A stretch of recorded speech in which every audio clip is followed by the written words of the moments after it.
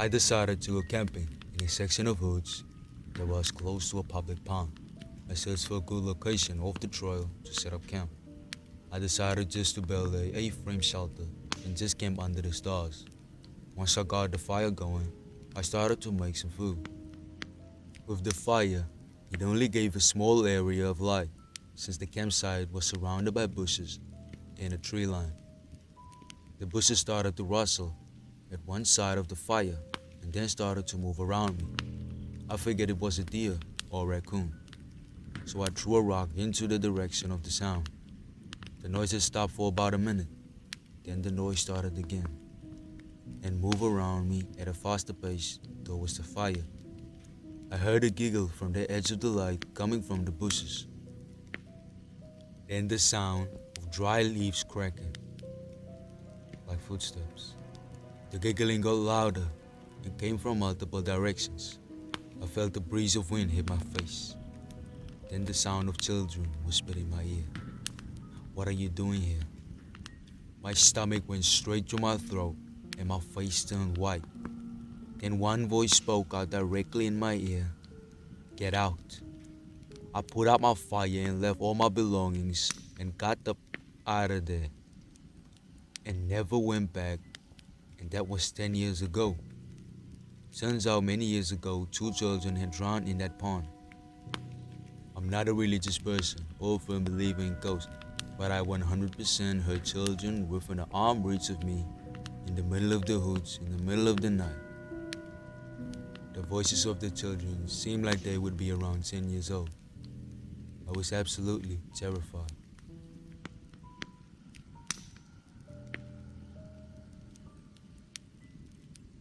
I was a single mother in my mid-40s, and I just moved to a new house with my then 4-year-old son back in 2002 when we were both living in our hometown of Altoona, Pennsylvania.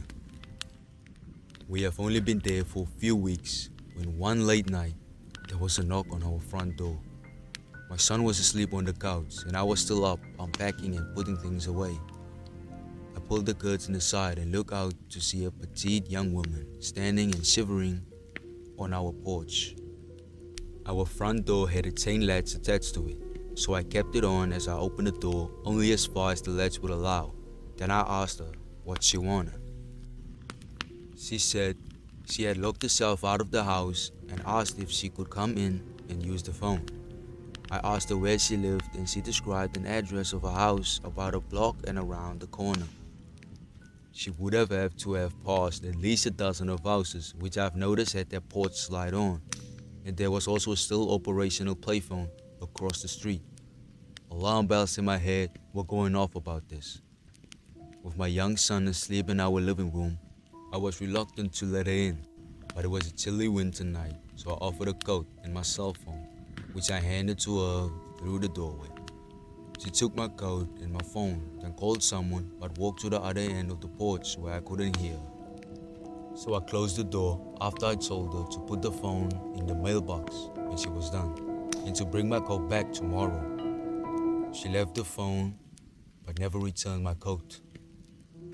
For several weeks, I got strange phone calls at all hours. People on the end of those calls were demanding to know where I was when I answered or simply hung up. Approximately 2 to 3 months later, I was reading the front page of Altoona's local newspaper.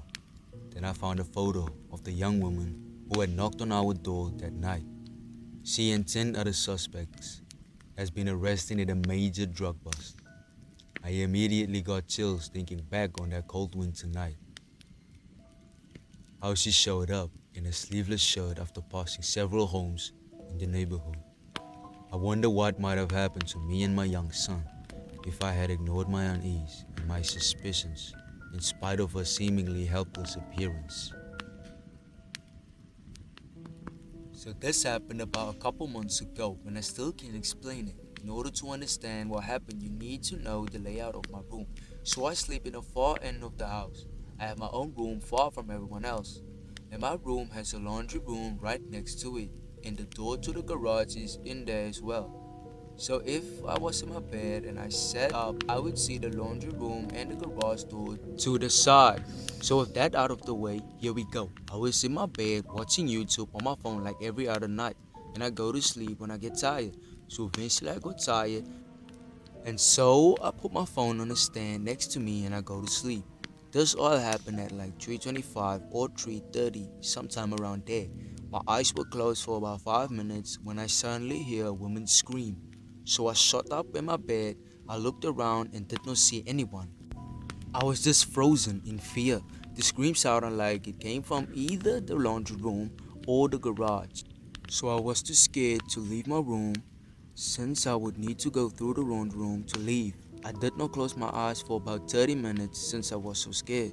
Eventually I tell myself it was nothing and I go back to sleep. Nothing like that ever happened again. To this day, I still believe the scream was in my mind. Over 10 years ago, I was home from college and sleeping in my room my mom had made up for me. It was a newest apartment my mother was renting.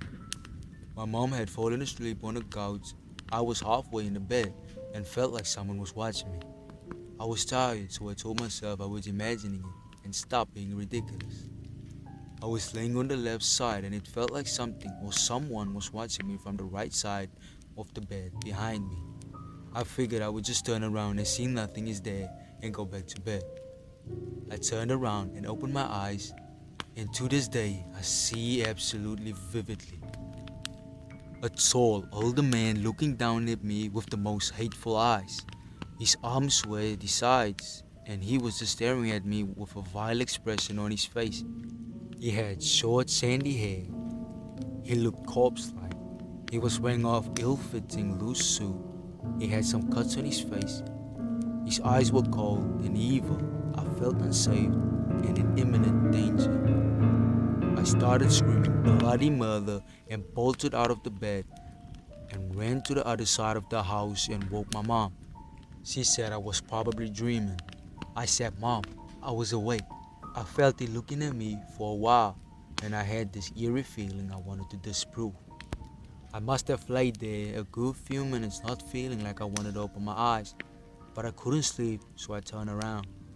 We grabbed back into the room and no one was there. Well, me as an adult, I spent a good 3 days sleeping with my mom and then never had a good night's sleep ever again in that room. To this day, I question that experience.